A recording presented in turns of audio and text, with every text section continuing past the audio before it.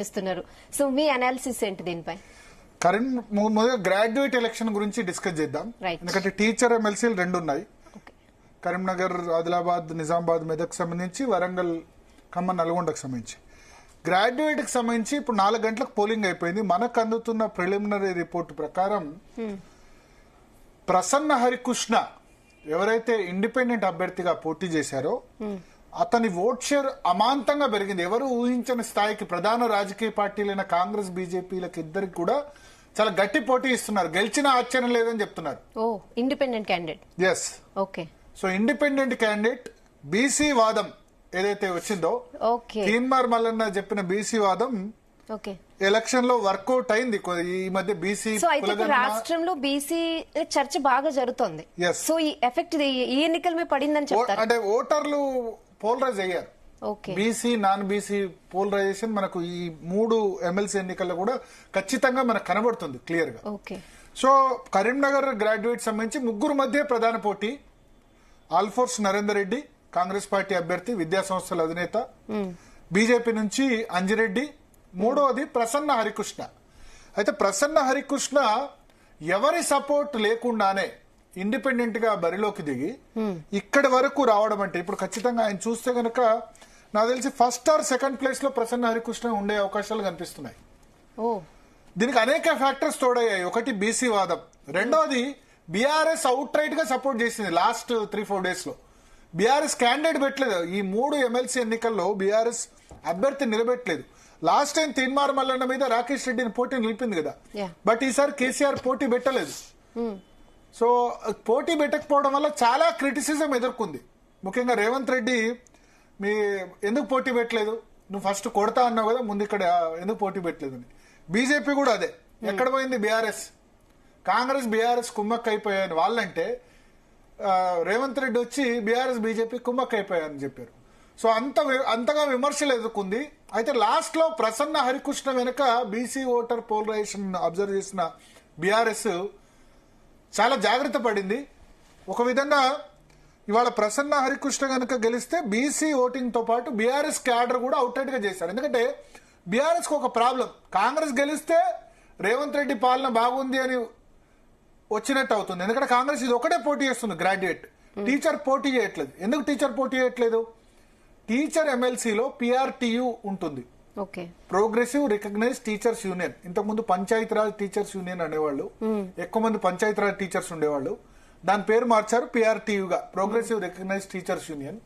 PRTU ఎవరు అధికారులు ఉంటే వాళ్ళతో పాటు ఉంటుంది. బీఆర్ఎస్ అధికారులు ఉంటే బీఆర్ఎస్ తోటి, కాంగ్రెస్ ఉంటే కాంగ్రెస్ తోటి. సో అందుకని కాంగ్రెస్ క్యాండిడేట్స్ పెట్టలేదు. ఒకటే ఒక చోట గ్రాడ్యుయేట్ లో మాత్రమే పెట్టింది. కానీ బీజేపీ 3 చోట్ల క్యాండిడేట్స్ పెట్టింది. బీఆర్ఎస్ ఒక్క చోట కూడా క్యాండిడేట్ పెట్టలేదు. సో ఇప్పుడు అటువంటి ఎలక్షన్స్ లో ఇక్కడ ఏమైందంటే బీఆర్ఎస్ లాస్ట్ 1 వీక్ లో గ్రహించింది. ఏం గ్రహించింది?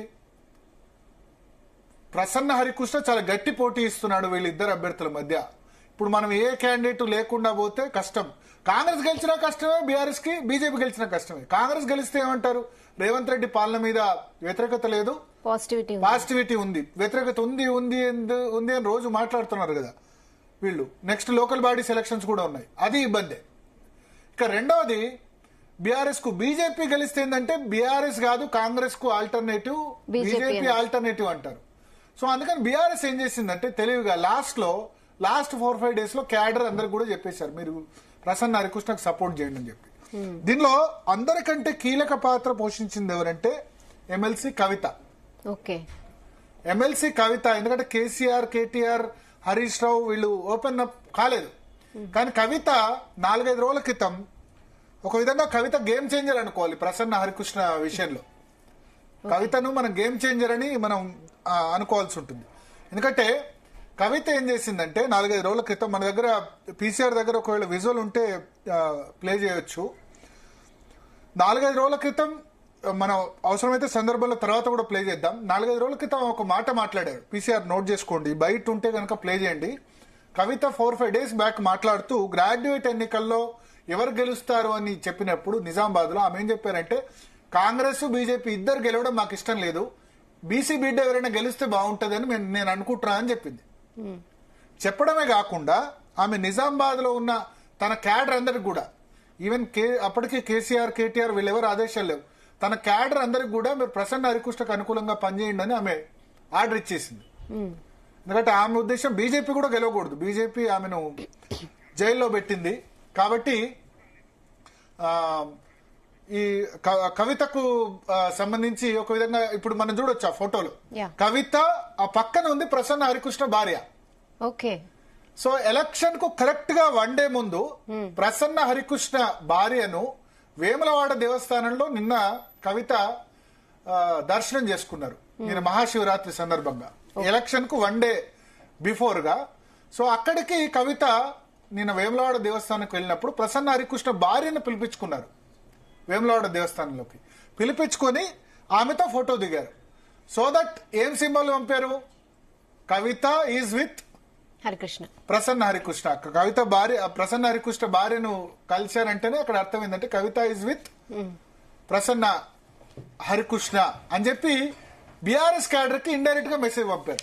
ఇప్పుడు కరీంనగర్, ఆదిలాబాద్, నిజామాబాద్, మెదక్ సంబంధించి కవితకు ఎందుకు గ్రిప్ ఉంటుందంటే నిజామాబాద్ పార్లమెంట్ సెగ్మెంట్ దీని కిందకే వస్తుంది. ఓకే. సో ఇక్కడ అంతా విస్తృతంగా ఆమె తిరిగారు కాబట్టి ఆమె క్యాడర్ కి 4-5 రోజుల క్రితమే చెప్పడం, నిన్న ప్రసన్న హరికృష్ణ భార్యతో వేములవాడ దేవస్థానంలో స్ట్రాటజిక్ గా ఫోటో దిగడం, దీనివల్ల గేమ్ చేంజ్ అయిపోయి బీఆర్ఎస్ క్యాడర్ అప్పటి వరకు కూడా మేము ఎవరికి సపోర్ట్ చేయాలి ఏం వాళ్ళ క్లారిటీ లేదు. బీఆర్ఎస్ కూడా క్యాడర్ ఉంది కదా, నిజానికి బీజేపీ కంటే కూడా ఎక్కువ క్యాడర్ బీఆర్ఎస్ కు ఉంది. సో అక్కడ ఏం జరిగిందంటే ఒక సింబాలిక్ గా వెళ్ళిపోయింది. అందుకని నేను అంటున్నాను కవితని ఇక్కడ గేమ్ చేంజర్ అని చెప్తున్నాను. కవిత చేసిన ఈ స్ట్రాటజిక్ డిసిజన్ వల్ల చాలా మంది తప్పు పడుతున్నారు లాస్ట్ కొద్ది రోజులుగా. కవిత బీసీ ఉద్యమం లేకపోతే దళిత బంధుకు సంబంధించిన ఉద్యమాలు తీసుకున్నారు, ఆమె వేరే డైరెక్షన్ లో వెళ్తున్నారు, కేసీఆర్ ఓ డైరెక్షన్, కేటీఆర్ ఓ డైరెక్షన్, కవిత ఓ డైరెక్షన్ అని చెప్పారు. కానీ నిజానికి ఆమె సెన్స్ చేశారు ఇక్కడ. ఇవాళ ప్రసన్న హరికృష్ణ గెలిచినా గెలవకపోయినా ఒకవేళ 2వ స్థానంలో ఉన్నా సరే దట్ క్రెడిట్ గోస్ టు మనం కవిత అని చెప్పుకోవచ్చు. ఎందుకంటే ఈ ప్రసన్న హరికృష్ణ సెన్స్ చేసి బీసీ బీట గెలిస్తే బాగుంటది, కాంగ్రెస్ బీజేపీకి అయితే మేము గెలవాలని కోరుకోవట్లేదని జవాబు చెప్పారు. ప్రసన్న హరికృష్ణ భార్యను కూడా వేములవాడ దేవస్థానంలో నిన్న ఒక రోజు ముందు కలిసి సింబాలిక్ గా చేశారు. చేసిన తర్వాత బీఆర్ఎస్ అధిష్టానం కూడా రియాక్ట్ అయ్యి లాస్ట్ 2-3 డేస్ గా ఇవాళ మీరు చూడండి నమస్తే తెలంగాణ పత్రికలో మొదటి పేజీలో ప్రసన్న హరికృష్ణ ఓటేయండి అని చెప్పి యాడ్ ఇచ్చారు. నిజాన్ని డబ్బులు లేవు పాపం ప్రసన్న హరికృష్ణ దగ్గర, ఎందుకంటే ఇండిపెండెంట్ క్యాండిడేట్ ఫ్రీగా వేశారు. అది సరే మనం దాని గురించి చెప్పకూడదు కానీ వివరంగా చెప్పకూడదు కానీ ఫ్రీగానే వేశారు. ఇప్పుడు ఎందుకంటే బీఆర్ఎస్ కి ఏంది, బీజేపీ గెలవద్దు, కాంగ్రెస్ గెలవద్దు. సో బీఆర్ఎస్ ఇక్కడ గేమ్ చేంజర్ అయింది. కవిత దాని ముందుగా అందరికంటే ముందుగా రాజకీయ పరంగా సెన్స్ చేసి ఆమె ఎట్లాగో బీసీ ఉద్యమం చేస్తున్నారు, పూలేకి సంబంధించిన సదస్సులు పెట్టారు, 42% రిజర్వేషన్లు ఇవ్వాలని చెప్పారు. చెబుతూనే ఇవాళ ఆమె చేసిన చర్య వల్ల బీఆర్ఎస్ క్యాడర్ అందరికి కూడా మెసేజ్ వెళ్ళింది.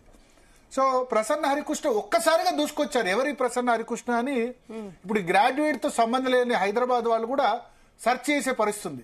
గెలిచినా గెలవకుండా ఇప్పుడు తీన్మార్మలని ఉన్నాడు. నిజానికి కాంగ్రెస్ టికెట్ ఇవ్వకుండా ఇండిపెండెంట్ గా గెలిచేవాడేమో వరంగల్, ఖమ్మం, నల్గొండలో. తీన్మార్మలకు ఒక 5-6 సంవత్సరాలుగా బ్యాక్గ్రౌండ్ ఉంది కదా, 10 సంవత్సరాలుగా జర్నలిస్ట్ బ్యాక్గ్రౌండ్ ఉంది. సో ఆయన రోజు Q news known figure everybody. But Prasanna Harikrishna ఒక బాటనీ లెక్చరర్ గా పనిచేసి ఒక